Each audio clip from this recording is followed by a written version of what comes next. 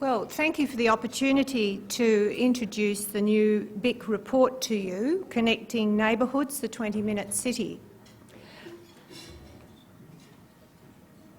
There we go.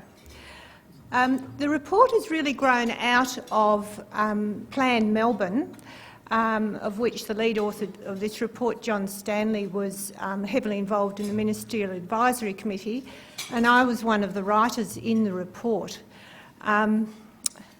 The report didn't come quite out as we wrote it. I was writing one of the chapters. I wrote the neighbourhood chapter and the climate change chapter when I wasn't allowed to mention climate change. So there were a few hurdles like that.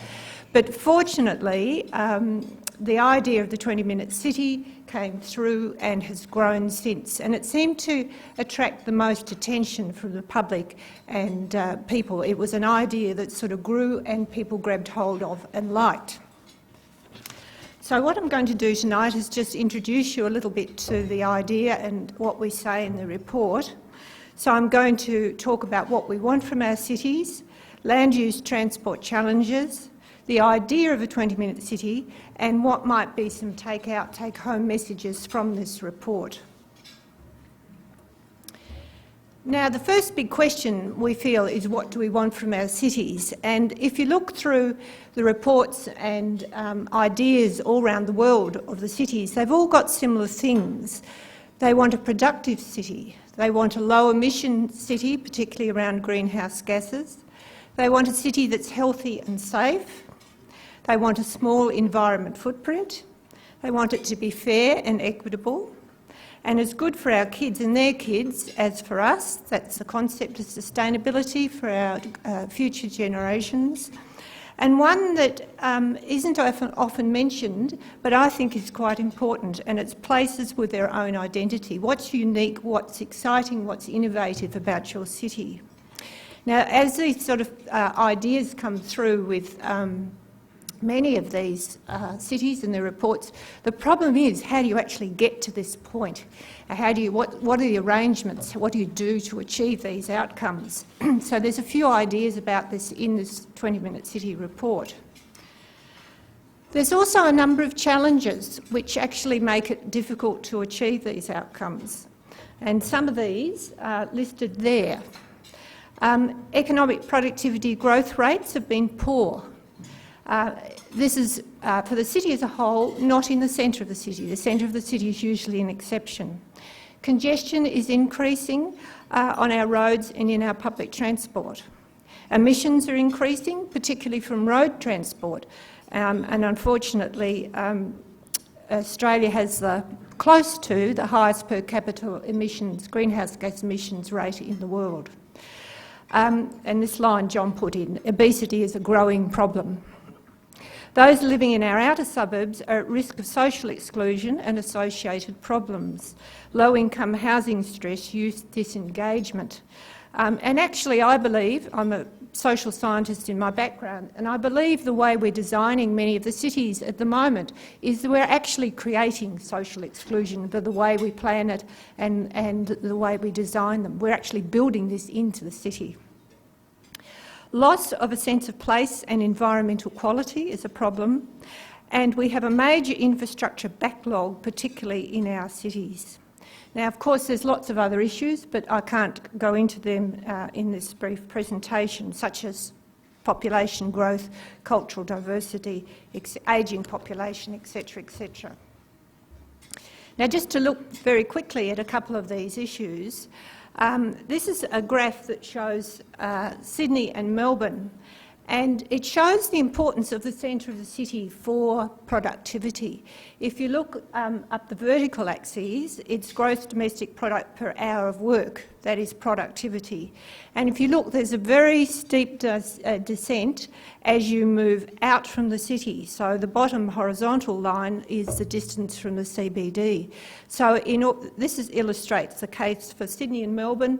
National Economics, who did this work, also found this is the case for Brisbane. So it's a common pattern in our cities that productivity severely diminishes as you move from the centre of the city.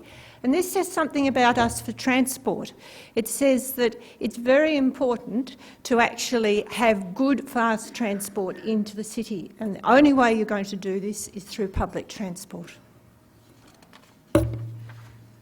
The other point to make is this is a powerful argument for federal financial involvement in public transport itself to actually maintain the productivity of our cities. A couple of things here, and this just reinforces the previous graph. This one, the previous slide showed the situation in 2012. This shows it across time, and in fact it shows that the productivity gap is increasing between the inner and the outer city. So it's not only there's a big gulf, it's an increasing gulf over time. Those living in the inner suburbs walk and cycle for about 2 to 4 times. Oh no, I'm on the next one, sorry. This one is who travels furthest. Part of the problem of exclusion, and I could also say part of the problem of the lower productivity in the outer suburbs. So the number there relates to the average time that you have to travel into the centre of the city, and you can see the pattern, it's very clear. Those who travel furthest are those who are furthest out, and this is just illustrated with Melbourne. So who travels the healthiest? This is the proportion of people in each of the LGAs for Melbourne who walk or cycle to work. And you can see again that this is a bit of a reverse of the previous picture, where people in the outer suburbs have the lowest walking and cycle opportunities to get to their activities and to get to services. In fact, those living in the inner suburbs walk or cycle about 2 to 4 times more those in the middle and outer suburbs. So there's a very big discrepancy there. The infrastructure challenge. This slide shows the sort of challenge we're facing. The time period from 1960 to 2011, which is across the bottom axis, shows about the time of major infrastructure life, about 50 years, particularly transport. The red line, the top one, shows transport investment as a percentage of non-agricultural business investment. And you can see that it has been moving down over this period of time. One would expect it actually to be flat, but it's actually moving down. Work by National Economics shows that Australia's infrastructure backlog, not just transport but all for infrastructure backlog, is about $150 billion. Both Sydney and Melbourne have a backlog of about $50 billion each of the cities. A point to be made here, perhaps in the light I come from Melbourne, that it's not any infrastructure that does. We have to pick our projects very carefully and do the right one if we're going to achieve the outcomes that we wish for the city. So what should we be doing in major land use transport planning? What direction should we take?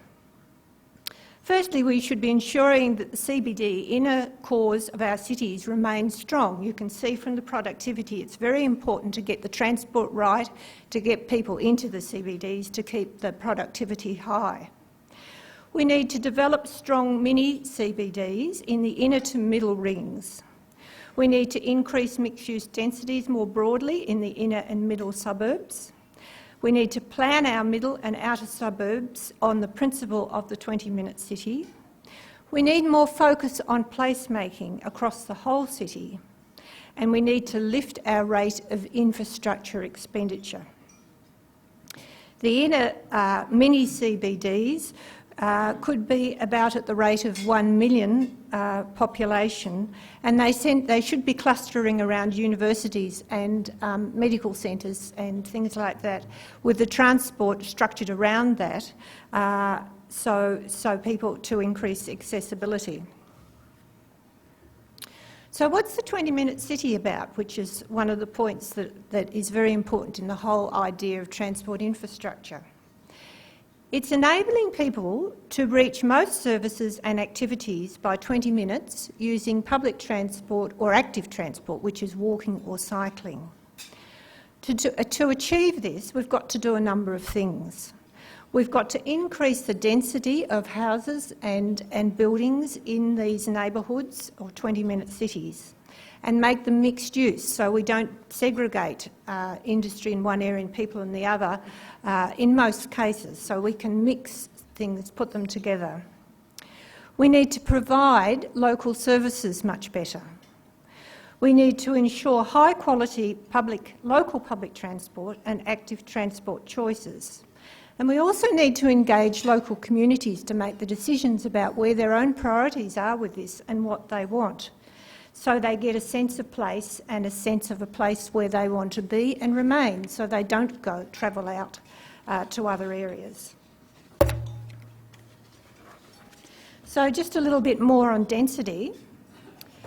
A 20-minute city needs at least 35 to 40 residents plus job per hectare.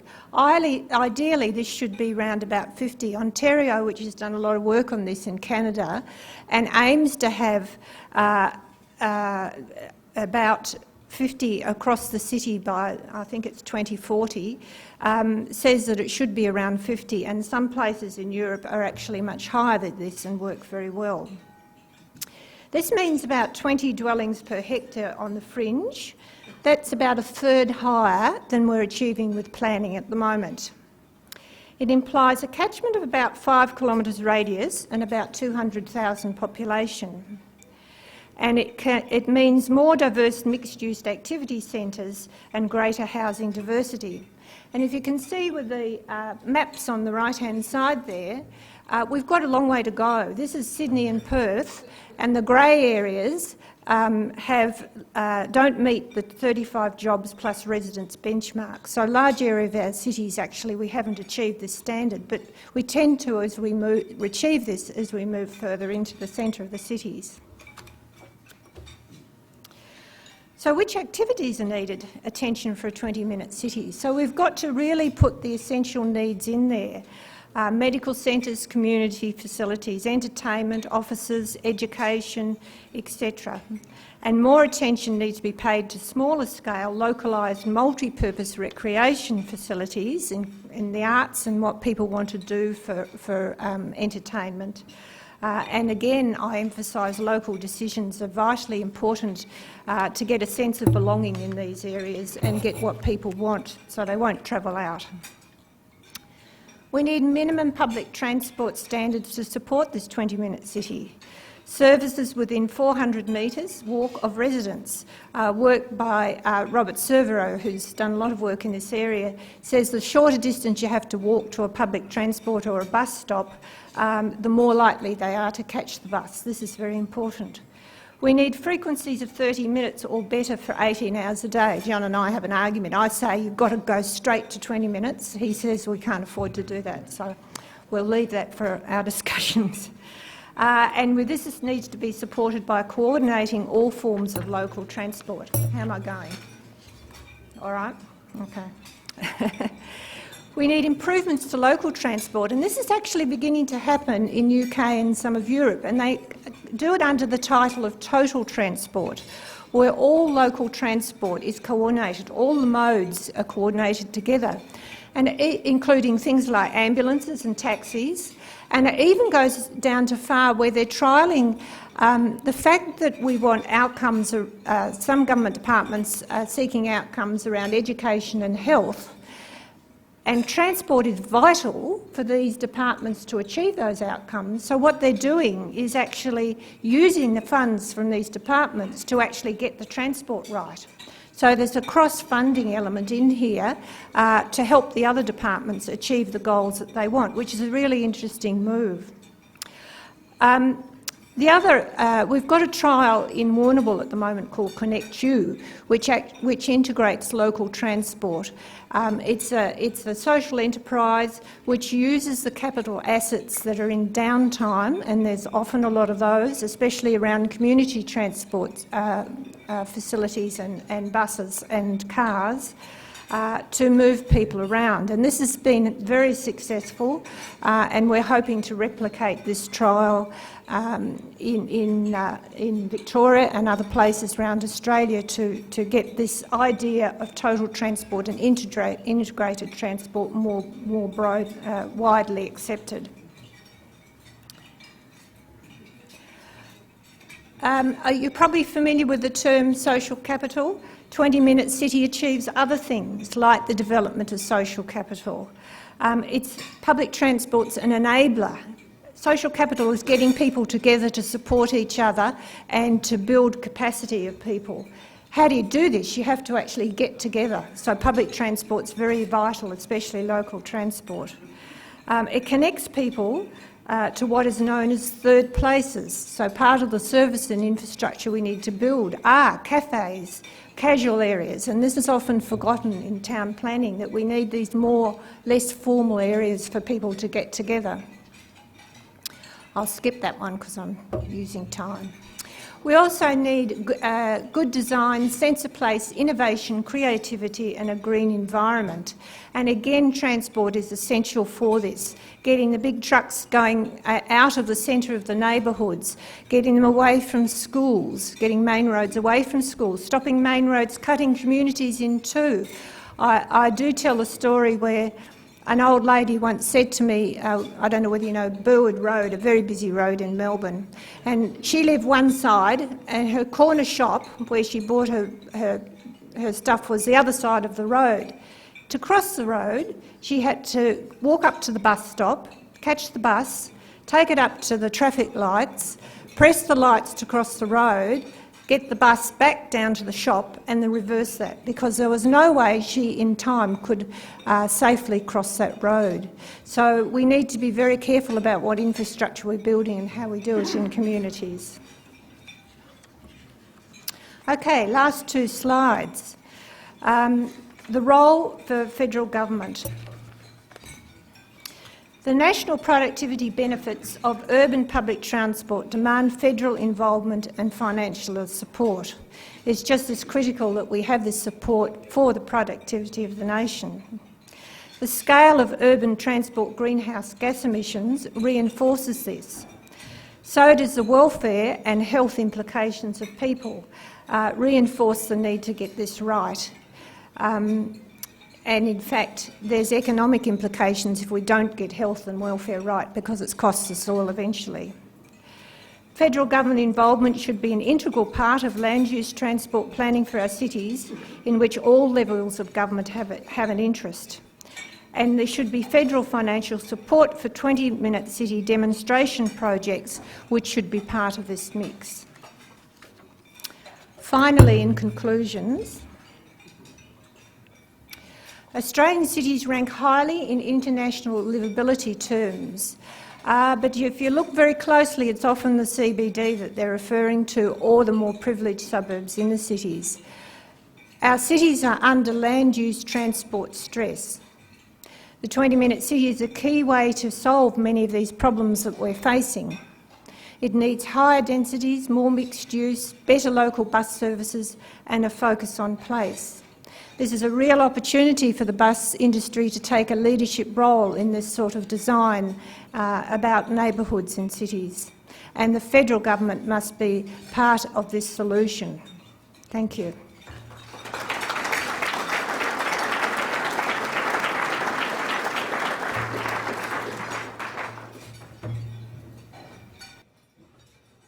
Thanks, Janet. And I think the important take-out message is that our cities may be livable at the moment, but we're actually facing some fairly big challenges in the context of urban congestion, urban sprawl and their impacts on our national prosperity, on the livability of our cities.